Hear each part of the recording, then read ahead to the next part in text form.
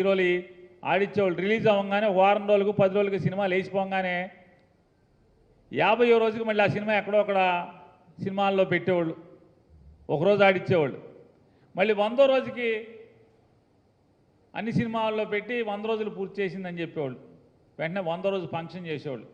అటువంటి ఫంక్షన్కి దీనికి, ఆ సినిమా ఫంక్షన్కి దీనికి ఏం తేడా కనపట్లేదు. ఏం సాధించారా అంటే లోకేష్ ఏం సాధించాడు, తెలుగుదేశం పార్టీ ఏం సాధించింది ఈ యువగళం నవశకం జంపింగ్ జపాంగ్ యాత్రతో అంటే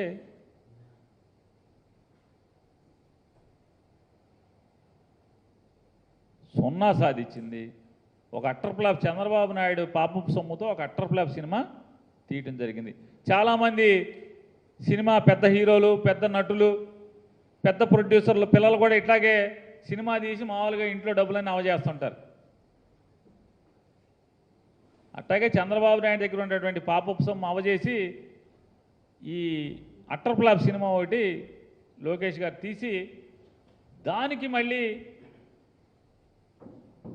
ఈ అట్టర్ ఫ్లాప్ సినిమాకి పవన్ కళ్యాణ్, బాలకృష్ణ వీళ్ళు పెట్టి ఇదో పెద్ద సినిమా అంటారు. ఆ పవన్ కళ్యాణ్ రావటాకేమో మామూలుగా వెళ్ళి బతిమాలి బేరమాటి తెచ్చుకోవాల్సిన పరిస్థితి. చంద్రబాబు నాయుడు ఇంటికి వెళ్ళి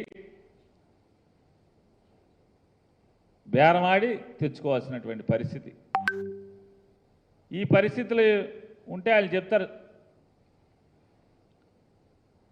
చంద్రబాబు నాయుడు అంట కష్టాల్లో ఉంటే పవన్ కళ్యాణ్ అండగా ఉన్నాడేమో లోకేష్ అంటాడు.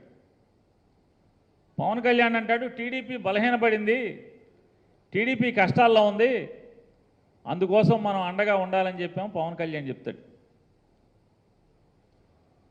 ఏంటి కష్టాలు, ఏం కష్టాల్లో ఉంది టీడీపీ, ఏం కష్టాల్లో ఉంది? మొన్న అంటే చంద్రబాబు నాయుడు అరెస్ట్ అయ్యాడు, దొంగతనం చేసి అరెస్ట్ అయ్యాడు. 2022 మార్చిలో ఏం కష్టాల్లో ఉంది చంద్రబాబు నాయుడు, ఏం ఇబ్బందుల్లో ఉన్నాడు? అప్పుడేం జైలుకి వెళ్ళలేదే. మరి ఇప్పటం సభలో నేను చంద్రబాబుతో వెళ్ళిపోతాం ఖాయమని చెప్పాను, ఎలా ఎందుకు చెప్పాడు పవన్ కళ్యాణ్ గారు? సో ఇదంతా ప్యాకేజీ వ్యవహారాలు, బేరాలు ఆడుకోవటం.